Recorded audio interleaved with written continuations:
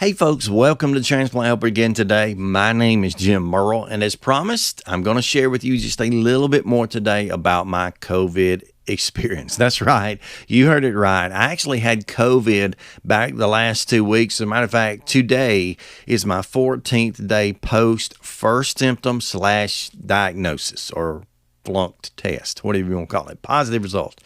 Today is my first day out of that, and I'm ready to move on, ready to get back out in the world just a little bit, at least ready to feel like I'm free again. And I wanted to share with you a little bit more about my experience, particularly how it was the case that I was blessed to not be ending up in the hospital, to not have the worst result, obviously, and to really just be able to get through this kind of all on my own with very little medical intervention and kind of what I did to stay at home and get through COVID. Now, that's in spite of the fact that, like many of you, I am a heart transplant recipient of 2013, so I'm about 7.5 years post-transplant. I'm immune suppressed, I'm immunocompromised, and so that would ultimately, you would assume, be kind of the perfect storm for if you get COVID, it's going to be really, really bad, and it's going to be really, really tough. And so I know back all these months during this pandemic, as I've been, staying clear, social distancing, wash up, mask up, glove up, all that. Standing back from the outside, as I've been watching people getting sick, I've been thinking the whole time, oh no, I don't need this. I don't want this.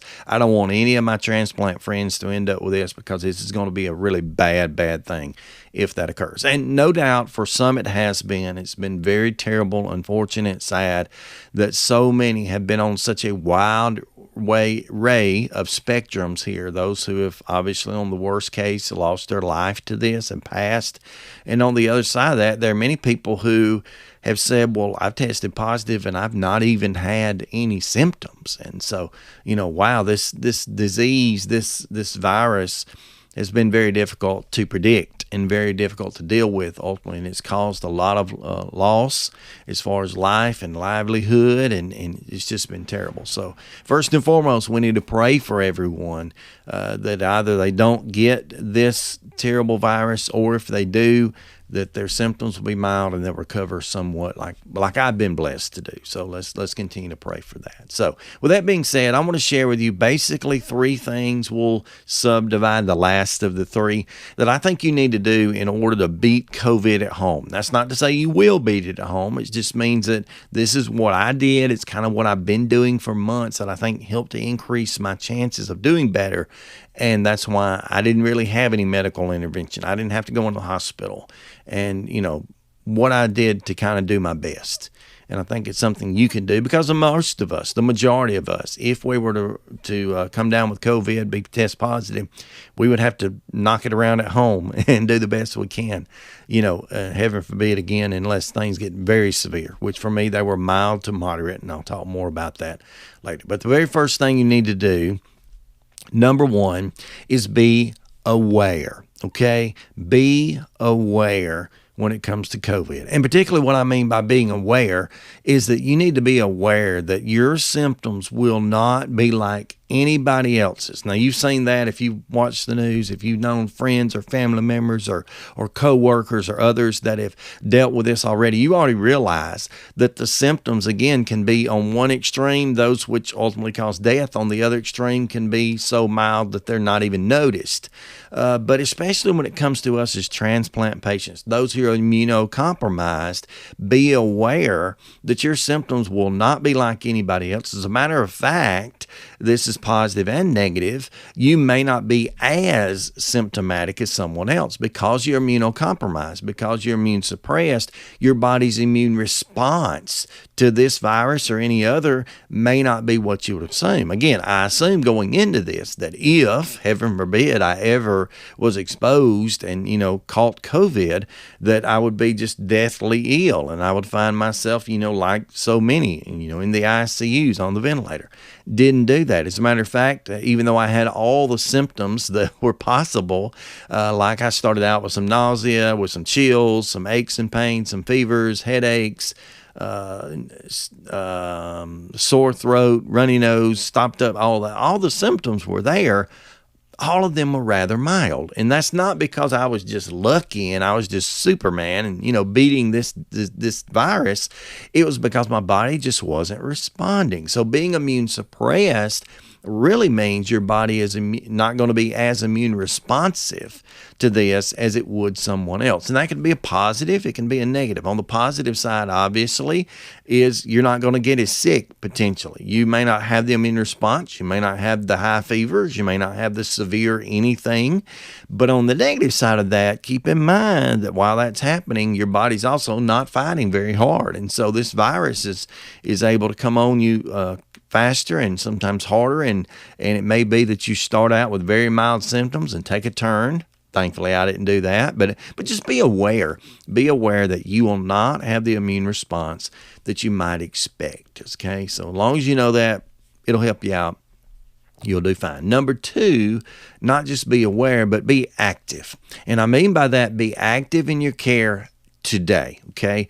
All the months leading up to this, we've gone from whenever this started back last February was a year ago, the shutdown, the lockdown started around March. So March all the way back around to the new year into January of 2021, I had not caught this yet. I had not been involved in it, but I had constantly been active in trying to prevent it mainly, but also in trying to be prepared for and if and when I ever came down with COVID. And you need to be active as well. The time to prepare yourself for having anything, for being sick, is not after you're sick. The time to prepare for that is heading it off at the pass, as we say in the South. It's getting ready. It's getting your body ready, staying moving, staying active, staying in shape, and being an active part of that preparation. That's the thing. And I've said that many times about transplant as well. If you're facing transplant, the moment the doctors walk in and say, we're going to have to list you for whatever transplant, heart, lung, liver, kidney, pancreas, whatever, is the moment you need to remind yourself, we got to keep this thing going. We got to keep active. We got to keep going. We got to get ready to survive this surgery and have that great recovery. Preparation is the key, but being active. Number 3, and this is what we want to subdivide, not only being aware, your immune response could be very different. Be active in being sure that you're ready for this, but be aggressive. If and when, again, heaven forbid, I hope you wouldn't, but I did, if and when you do get that negative or that positive result, which was a negative, but that positive result where they handed you the sheet of paper, I've got mine over here, which says COVID positive on this date. If and when you get that, you've got to be aggressive. You've already been active, but now you've got to be aggressive. And there's a few things you do not need to do, okay? You absolutely do not need to do it. And I've kind of divided these up as well. Number 1, don't get dry, okay? And by that, I mean, don't get dehydrated. The thing that you need to do, and you've heard this all your life, if you got a cold, a flu, a virus, or whatever, what they tell you, get plenty of liquids and plenty of rest. And you need to do that. You need to stay wet. Drinking water, fluids, things like Powerades. And I'm not recommending these are the greatest all the time, but you may need some electrolytes. So Powerades, Gatorades, Pedialytes, liquids, anything with lemon juice in it. So lemonade tastes good. The sugar's not great, but hey, you need to stay wet. You do not need to get dry, because one of the things that this virus and any other cold/flu like something needs to do is to be able to, you need to stay wet so that those things keep passing through, and you're constantly passing whatever it is that's in your body, passing it out. You going to the bathroom, but drainage in the nose, particularly, this is a respiratory type disease, the most part of it, the worst of it at least, and you need everything to stay wet, so don't get dry. That's a key, and you need to be aggressive on that. Number 2, don't get down, okay? This, again, for me personally, I had mild to moderate symptoms, mostly because of my immune response, mild to moderate. But it didn't take but a moment. The moment that positive result came on that sheet of paper, immediately in my mind, just start, the wheels start turning. What if I hear, what if I land in the hospital? What if I end up on a ventilator? What if, look at all these people. I've lost friends. I've lost loved ones to this. what if it turns that way for me? Don't get down. You got to stay positive in that, and you got to stay, again, active. And then the word down could also be used for this. And I was told this by everybody I encountered, whether it was just the general public or mainly the doctors. My team told me, once you are diagnosed with this, and really before, but once you're diagnosed with this, don't spend a lot of time laying flat. And so, when you're in the bed and you're trying to sleep at night, keep yourself elevated on several pillows. We happen to have one of those adjustable beds, so we raise the head up. When I sat around, laid around, which is a lot of what I needed to do during the day, I did that in a recliner. You don't need to lay flat, because what will happen with COVID and a lot of other respiratory diseases, as a matter of fact, is that, they'll kind of start as a sinusy type feeling infection. Then that stuff will drop and again your lungs. And the worst thing you can have is this virus turn into pneumonia. And of course, that's much worse. And they're even referring to this as COVID pneumonia. So you don't need to get down, not mentally and even especially not physically. You need to stay moving as much as you can. Now, will you potentially, like I did, feel like trash? Yeah. Will you feel like yuck and not want to get up and move around? Yes. But you got to move. You got to get up. You got to stay elevated even when you are sitting down / lying down. And then you need to be getting up and down. I actually read somewhere, and I asked the doctor about it, and they didn't argue, but they said it was a good idea that even during the night when you are trying to sleep, that about every 2 hours you set an alarm. You get up out of bed and you walk around for a few minutes. I did that. I don't know how much it helped, but I know it kept everything going in the right direction and was hoping to keep things from pooling up in my lungs from laying down too much. I know for a real patient that ends up in the hospital with this, they do the same. They'll elevate you or they'll put you lying on your stomach because somehow that's easier on the lungs. Didn't have to go to that extreme, but don't get down. Don't get down in this. Number 3, don't get deficient. And this is really where this comes in months ago. Don't get deficient. And by that I mean don't let certain vitamins and minerals and things that your body needs to not only stay healthy, but to get healthy. Don't let those things get down. So many of those things are very important. Things like vitamin D, like vitamin C. You hear a lot about those two as far as your immune system and strengthening and building of that.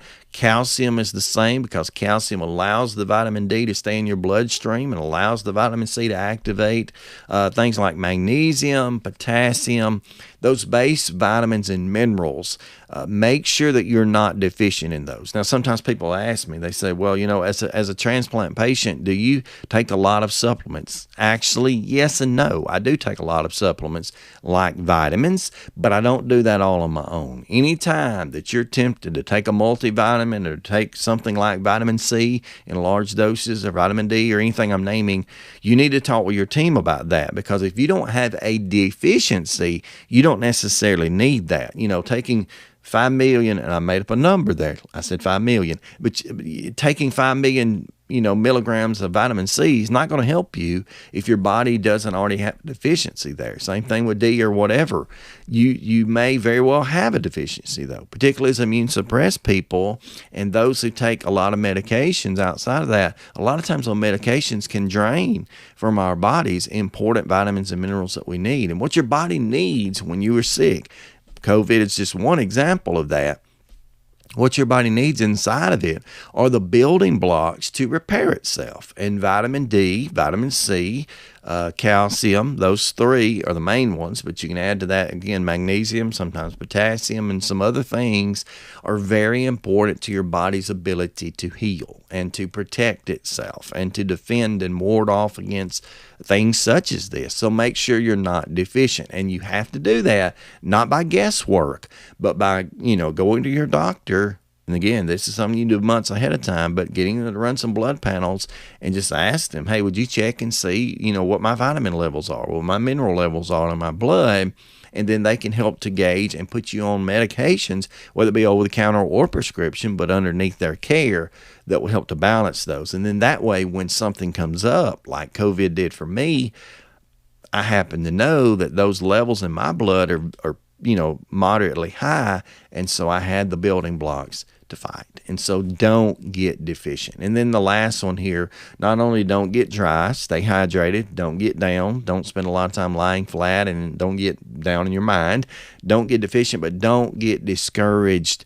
I did get discouraged. This thing was strange, the way COVID worked on me. I would literally, and I've already said this, I would feel great one moment. I'd get up to do something like, oh, wow, I beat this. I'm better. You know, it's like second, third day. Oh, I feel so much better. And I'd get up and do something maybe for 5 minutes and then just come back to the couch and just collapse.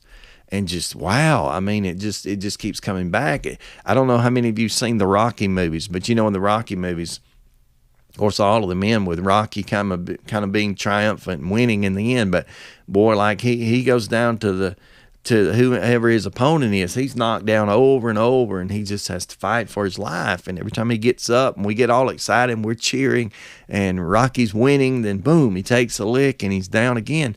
That's COVID, basically. At least how it was for me. Again, your symptoms will be different. Everyone's symptoms will be different, but this has been my experience, at least, and these are some of the things I did. So be aware, be active, and be aggressive. And when you're being aggressive, don't get dry, don't get down, don't get deficient, and don't get discouraged. And I promise you, you will at least do the best that you possibly can. I would love to hear from you. I hope that none of you have had COVID and been immune suppressed or transplant recipient like me. I hope none of you have, but if you have, I would love for you to share your story beneath the video, because I think we can definitely learn from the experiences of others. We can definitely learn from hearing about others and their situations and their stories, and then hopefully that can lead ultimately to some research that can help to battle and take care of this terrible virus that we've had to deal with. And hopefully this is just about to be non-existent, but it is what it is for now. Thank you so much for joining me. Again, thanks for the prayers, for caring, for being concerned about me, for reaching out. Many of you checked on me. Really appreciated that. The support was definitely a positive thing in my life. Thank you so much. Until next time, stay stronger, friends.